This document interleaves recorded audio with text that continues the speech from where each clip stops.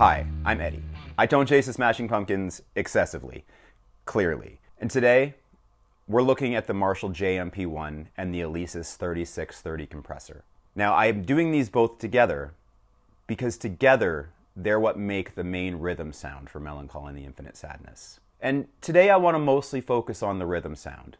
We'll touch on a little bit of the lead sound, but I mostly want to focus on the rhythm sounds.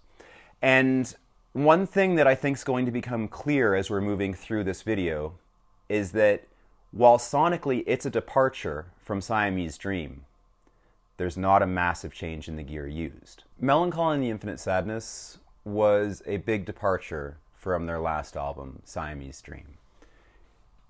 The sound is different, the feel is different, it's a darker album. And while it's a very different sound than Siamese Dream, I think it's a great sound. And one of the most key pieces to this sound was the Marshall JMP-1. The Marshall JMP-1 is a piece of rack gear. It's a preamp that was meant to be powered with one of their power amps. The first place you ever hear it predominantly is on Silverfuck on Siamese Dream. Now, Silverfuck isn't all Mellon Collie rig. It's Mellon Collie on one side with the Siamese Dream rig on the other side. If you just put headphones on and switch in and out, you'll hear pretty distinctly that the left side, the guitar that first kicks in, is the JMP-1 going into the Mesa Strategy. And on the other side, it's a big muff going into the Marshall. But the sound of Silverfuck, that sound, with some work, truly became the sound of Mellon Collie and the Infinite Sadness.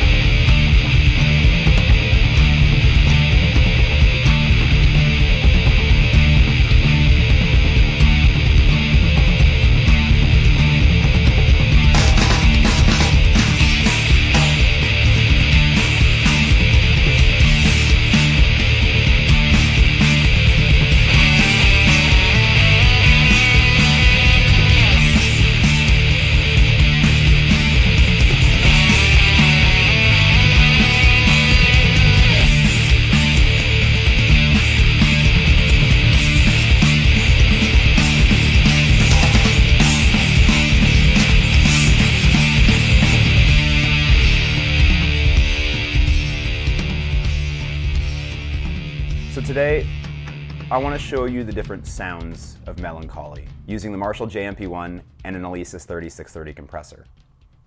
After we've done that, I'll show you how to get close to that sound if you don't have a JMP-1. But spoiler, the Alesis 3630 is actually kind of important. Up until I had one in my hands, as far as I was concerned, any boost would do. But when I tried to use a clone to kind of get in the same range, you know, a pretty full range boost, it just couldn't do it. The 3630 does something different. You'll notice that the 3630 boosts a lot of the low end. And low end is a big key to Mellon Collie.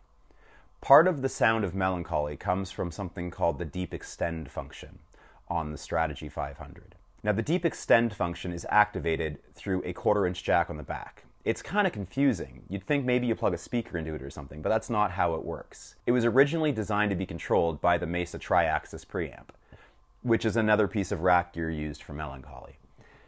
You could set MIDI presets on that thing to define what mode the Strategy is running in. Now the Strategy 500 is very important for the Mellon Collie sound. It's the one piece of gear I don't have today. You can get the general sound, no problem, but that deep extension, you have to simulate with EQ, but it's not the same thing. It just is not the same thing. It's not going to be identical. And until I have one of those sitting here, we're going to have to do without. But don't worry, it's coming. So I think the best way to illustrate this is to take the song that has the gamut of the Mellon Collie sounds, Here Is No Why, and we're going to break down the different sounds in that song. Now for guitars today, I'm going to use a Lace Sensor Strat, clearly, but this is an album where James had more of a role. Many people keep asking me why I don't talk about James's gear for Siamese Dream stuff. Well, simply put, it's because it doesn't matter. It's not important. James's role in Siamese Dream, the more important aspects of what he did came to writing, on 2 songs in particular, Soma and Mayonnaise. His writing style is what makes those 2 songs 2 of the absolute best songs on Siamese Dream. They're 100% fan favorites. But Billy recorded most of the guitar parts. In addition to that, a big muff pretty much hides all aspects of different guitars. I have another video on that topic where I try different guitars through the big muff and through a bunch of different amps. I'll put a link down in the description below. But on Mellon Collie, James's work makes a difference. He played a lot more on this album. Now, I don't own a Les Paul, and I don't have the same humbuckers as James either. James used a pretty unique humbucker in his Les Paul for Mellon Collie. But I have my Strat with a JB. It's a humbucker, and it will do the trick. Now, my Strat internally is wired with pop values like a Les Paul. I wired it to be my Les Paul guitar. Now, it's a different scale length, and the pickup is located in a different spot than a Les Paul bridge pickup, so it will sound slightly different, but under gain, it's going to do the trick. It's going to be indistinguishable in a mix. Clean parts, that's where you start to notice the differences in scale length and in different pickups. But under the heavy gain of Mellon Collie and the Infinite Sadness, again, it's not going to make a massive difference. So the general rhythm sound of Here Is No Why, we can break down into two sounds. There's a crunch sound. That's the sound that the song opens with.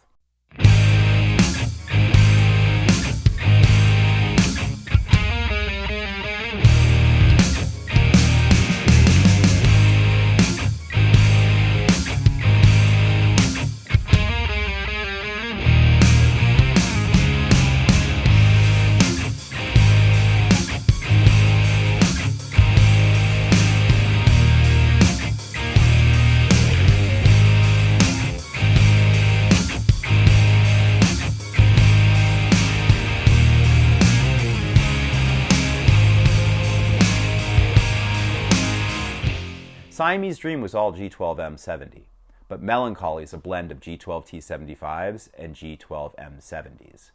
Now, I don't know, but I think that's because you have James tracking through one cab and Billy tracking through the other. As to who's playing through which cab, don't really know. Perhaps it changed depending on the song, but I would say in this case it doesn't matter too much. The reality is they're both there, and you can clearly hear them. Now, when it comes to the heavier parts, this is where the Alesis comes into play. Billy used the 3630 as a boost, not as a compressor. You can see his settings in the reverb listing where one was sold, and it's really clear that there's not really any compression going on here. It's a boost. The output level is not all the way up, but very close to, and it pushes anything you throw it on. The JMP-1, with the 3630 pushing into it, is an extremely heavy sound. It has an almost muff-like rumble to the bottom. Not quite, but that makes sense. The reason Billy did this is he wanted the big muff sound live, because if you've ever played with a big muff live, you know it's a hard sound to make work live, particularly if you have two guitarists. Here's the chorus using the JMP-1 and the 3630.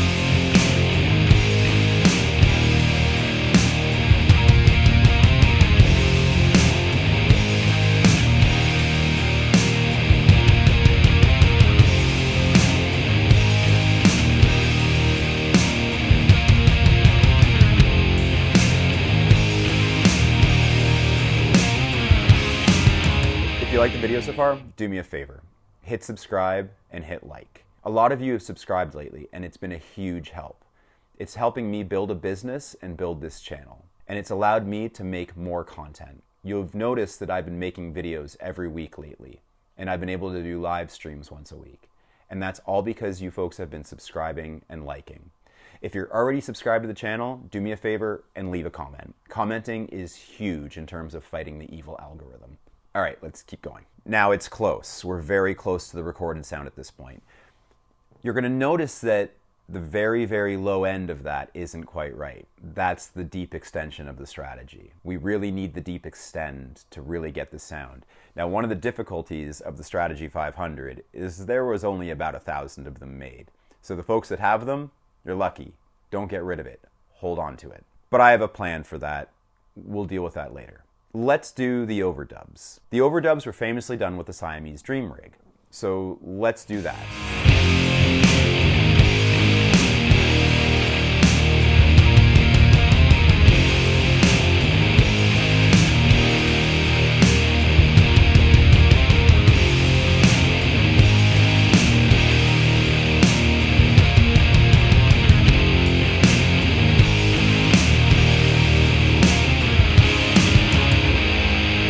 That's the rhythm part. Just like I showed in the video on Mellon Collie and the Big Muff, that was the Siamese Dream Rig with the Big Muff, but the tone turned down to around 10 o'clock.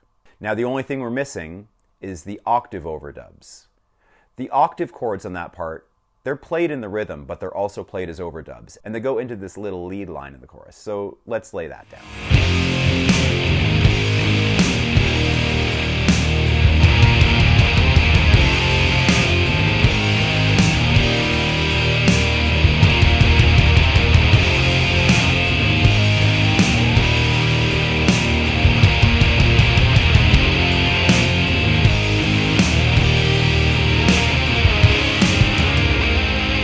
Now it sounds like Here Is No Why. Now keep in mind, I haven't EQ'd any of this, and I'm not going to.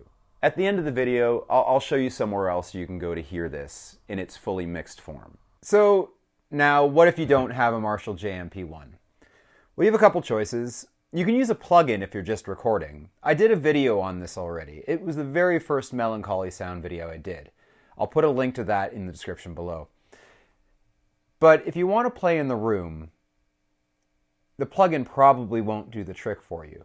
Maybe you want to play through your interface into it, but let's say you want to play with people instead.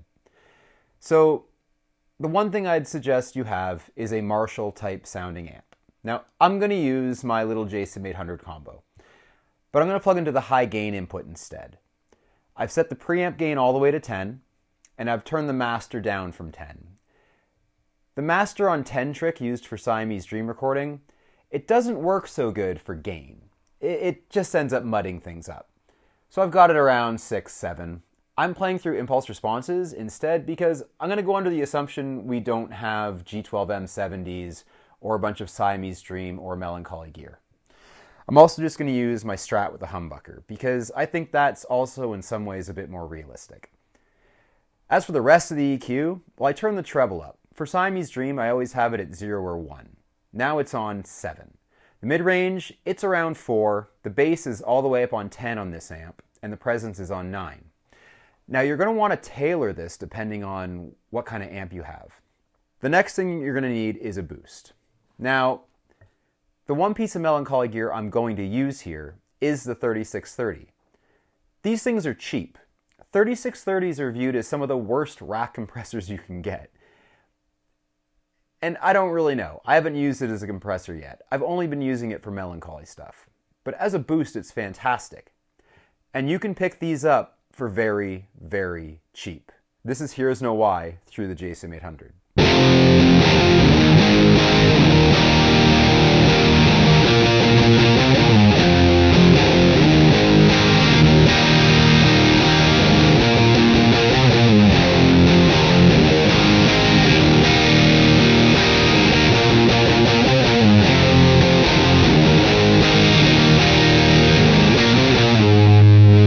The 3630 also has a noise gate on it, which can be kind of helpful. It's not a great noise gate, but it works in a pinch. Earlier in the video, I said I'd give you a link to a copy of Here Is No Why fully mixed to listen to. Now, this isn't me playing. This is Nico. Nico's from a band called the Smacking Punches. They're a Smashing Pumpkins cover band, and they're quite good at what they do. And Nico's been tone chasing the Smashing Pumpkins, and very specifically Mellon Collie, for quite a long time. So this is worth giving a listen. There's a link in the description below. All right, let me know what you think. Let me know how close we got here today. I want to hear your thoughts. All right, thanks for watching. I will see you next time.